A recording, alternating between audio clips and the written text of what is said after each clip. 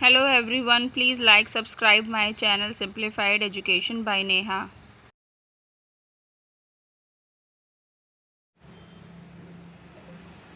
Hello and welcome to my channel Simplified education.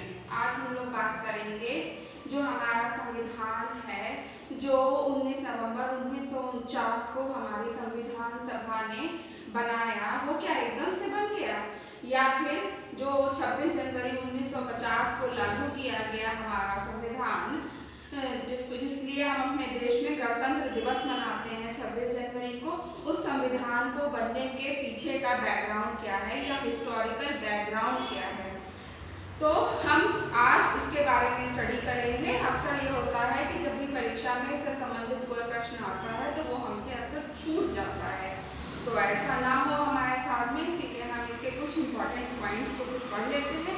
अगर आप इस वीडियो को 1-2 बार देखेंगे तो इससे संबंधित कोई भी प्रश्न आपका अगली प्रतियोगिता परीक्षा में छूटेगा नहीं। अच्छा, चलिए हम लोग स्टार्ट करते हैं आज का वीडियो। देखिए, भारत का संवैधानिक विकास को पढ़ने के लिए या समझने के लिए हम इसको 2 भागों में बांटते हैं। पहला इसका भाग है कंपनी के अधीन। कंपनी के अधीन का क्या मतलब है, जो हम ईस्ट इंडिया कंपनी थी वो भारत में 1600 ईस्वी में यहाँ पर व्यापार करने के लिए आई थी, तो वो एक चार्टर के तहत आई थी। अब जब कंपनी यहाँ पर आ गई और व्यापार करने लगी तो उसके कामकाज को नियंत्रित करने के लिए सबसे पहले 1773 का एक रेगुलेटिंग एक्ट जो है वो पास किया गया था। क्या किया गया था? 1773 का रेगुलेटिंग एक्ट।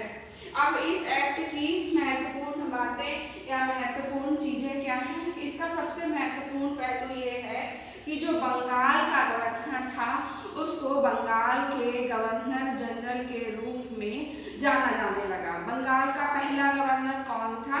बंगाल का पहला गवर्नर था रॉबर्ट क्लाइव। तो उसके रॉबर्ट क्लाइव बंगाल का पहला गवर्नर था।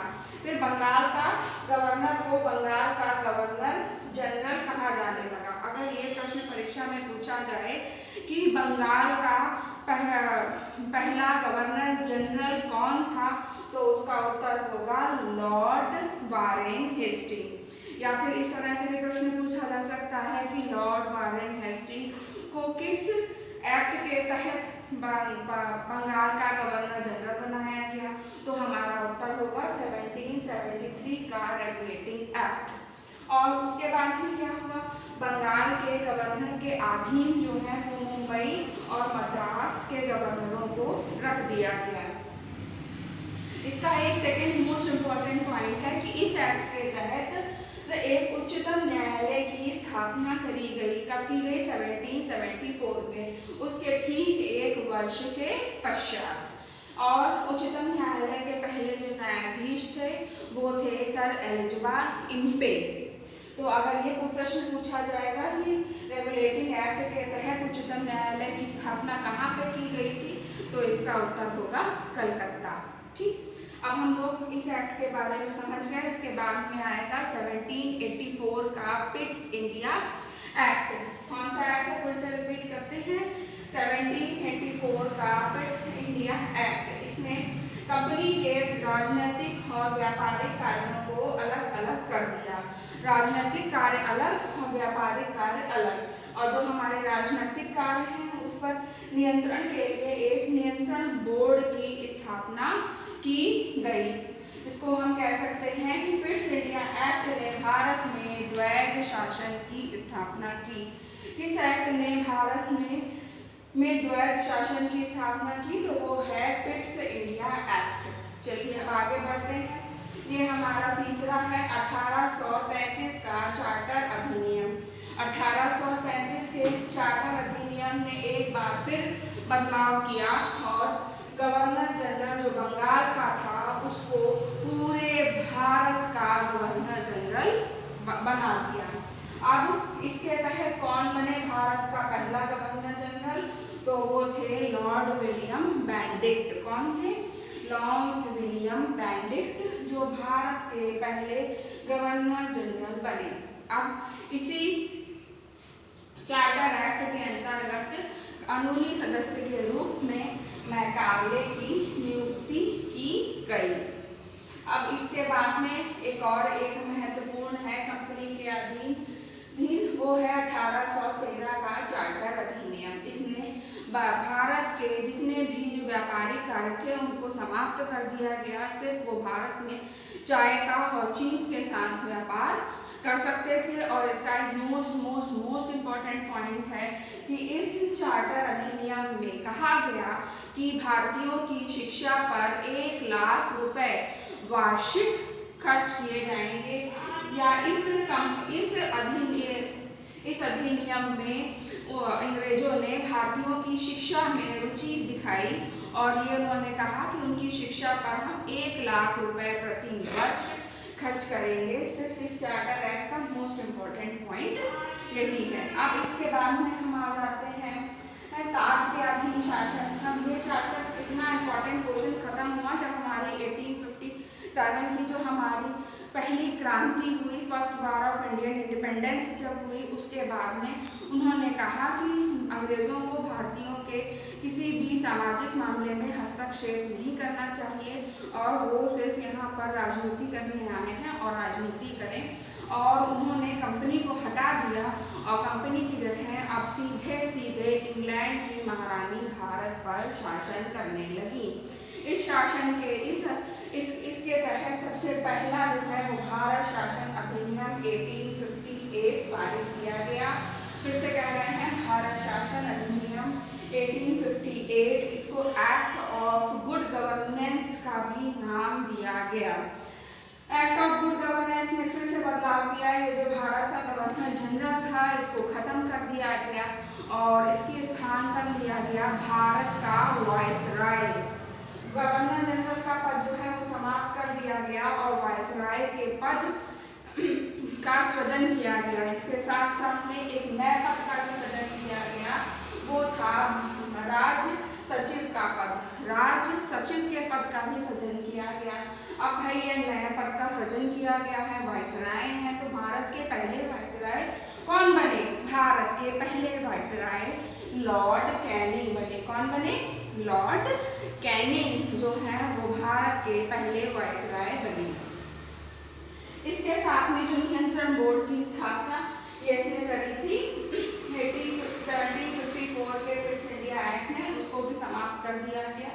अब उसके बाद में जो है भारत में परिषद की स्थापना कर दी गई। इसके बाद में अगला जो इम्पोर्टेंट है वो है मॉर्ले मिंटो सुधार या फिर 1909 का अधिनियम। 1909 के अधिनियम को मॉर्ले मिंटो सुधार कहा जाता है। उस समय जो है वो मिंटो जो थे वो वायसराय थे और जो मॉर्ले थे वो राज्य सचिव थे। इन्होंने क्या किया, एक पृथक निर्वाचन की उन्होंने शुरुआत करी कि मुस्लिमों को पृथक निर्वाचन दे दिया। उससे पहले हिंदू और मुसलमान को एक ही राइट्स थे वोटिंग के, लेकिन उन्होंने मुसलमानों को पृथक निर्वाचन का अधिकार दिया। इसीलिए इनको जो है मॉर्ले ने पृथक निर्वाचन की शुरुआत करी। इसके बाद में आएगा भारत शासन अधिनियम 1919। भारत शासन अधिनियम 1919 इसको जो है वो मॉन्टेग्यू चैम्सफोर्ड सुधार भी कहते हैं। फिर सेम वही चैम्सफोर्ड उस समय के वायसराय थे और मॉन्टेग्यू जो है वो राज्य सचिव थे। इन्होंने क्या किया, जो पृथक निर्वाचन 1909 के अधिनियम में आया था इसी को सिखों के लिए और ईसाइयों के लिए और उन्होंने आगे बढ़ा दिया गया। केंद्र में जो है वो द्विसदनीय व्यवस्था भी शुरू कर दी गई। ठीक, उसके बाद में नेक्स्ट आता है भारत शासन अधिनियम। ये मोस्ट इम्पॉर्टेंट है क्योंकि जो हमारा संविधान है उसका अधिकतर हिस्सा इस भारत शासन अधिनियम 1935 से लिया गया है। जो हम लोगों ने पढ़ा है कि अनुसूची 3 भागों में विभक्त है, अनुसूची, राज्य सूची और संभर्ती सूची, वो यहीं से लिया गया है। भारत शासन अधिनियम में ही पहली बार इसकी गणना की गई थी। इसके बाद में संघीय लोक सेवा आयोग का इसने गठन किया। देश में मुद्रा और साख पे नियंत्रण करने के लिए भारतीय रिजर्व बैंक की स्थापना भी इसी अधिनियम के द्वारा हुई और प्रांतों में जो द्वैध शासन चल रहा था उसको हटा करके समाप्त करके केंद्र में द्वैध शासन लागू कर दिया गया और इसके तहत जो है वो संघात्मक सरकार का गठन किया गया। अब लास्ट है भारत शासन अधिनियम 1947। इस अधिनियम के तहत भारत का सम्राट, भारत का वायसराय पद को समाप्त कर दिया गया और भारत को दो स्वतंत्र डेमोनियों में विभक्त कर दिया गया। एक था भारत और दूसरा था पाकिस्तान। इस तरीके से भारत 15 अगस्त 1947 को स्वतंत्र देश घोषित किया गया। अगर आपने इस वीडियो को पूर्ण रूप से देखा है तो इन दो प्रश्नों का जवाब आप कमेंट बॉक्स में मुझे दीजिए। सबसे पहले जो है वो उच्चतम न्यायालय की स्थापना किस एक्ट के तहत की गई थी और दूसरा भारत शासन अधिनियम को पवित्र लोकोक्तियां किसने कहा है। आई होप आप लोग इस वीडियो को पसंद करेंगे, लाइक करेंगे, शेयर करेंगे and thank you for watching. Good bye.